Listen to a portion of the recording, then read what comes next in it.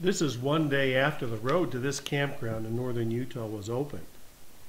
And I found this structure right inside the campground. A survivalist from the 1980s called these sorts of structures a debris hut. The idea being that you bend over one big pole or tree and then lean a bunch of other trees or poles against it and then pile debris, boughs and the such, all along it. The deeper you pile the boughs, the more wind resistant and the warmer the structure would be.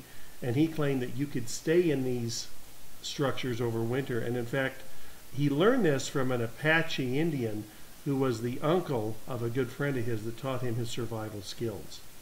Anyway, this is extremely interesting. A lot of boughs, a lot of work. This could be Sasquatch, this could be human. I can't say which, but it's very interesting.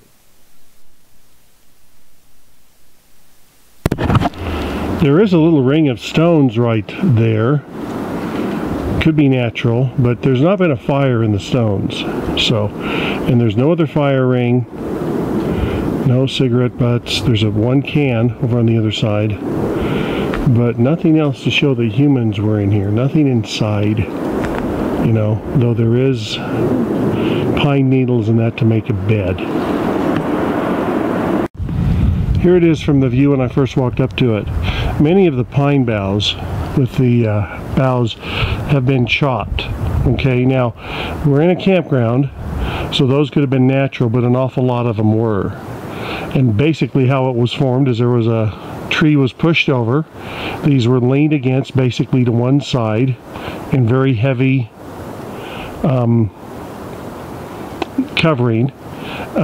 If you get enough of these boughs on the ceiling of one of these structures, they actually become waterproof, or at least really slow down any water. The boughs are on the south side of the structure, leaving the north side with the hole opening, which is usually, I would think it'd be the other way around from that, but who am I to say? This could be human built, it could be Sasquatch built.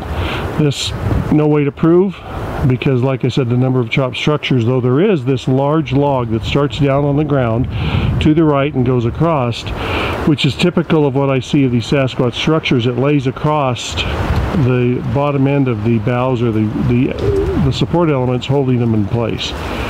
So that is characteristic of those sorts of things. And this tree was moved, it wasn't rooted there, so it's been hauled here just for that purpose.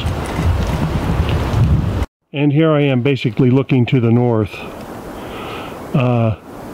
which shows how this was constructed. I'll take one more view on the other side.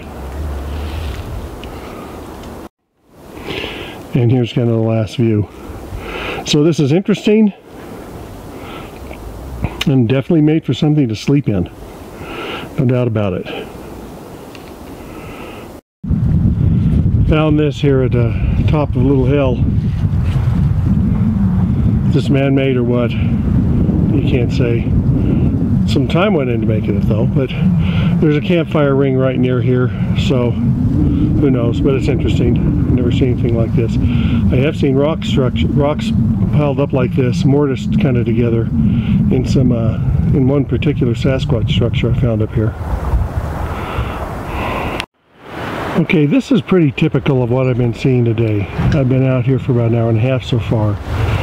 And the one thing that's extremely noticeable is how there just basically aren't any ground fences like I've seen in the other areas with a lot of aspens. So you can see they're bent over trees. I've seen a few in some spots that apparently were moved, set up, a few butt portions up in the air, but nothing like at the higher elevation in the aspens. But particularly it's the ground fences that I just don't see here. And I can't say that I've seen one place where I thought was a ground fence. An entire area circled with down trees to make a barrier. Now there are a few lean trees over there against that pine that's off to the right of those bent over trees. And these are maples that could be natural, or that could be something, you know, like kids used to do, grab them and ride them down. Who knows?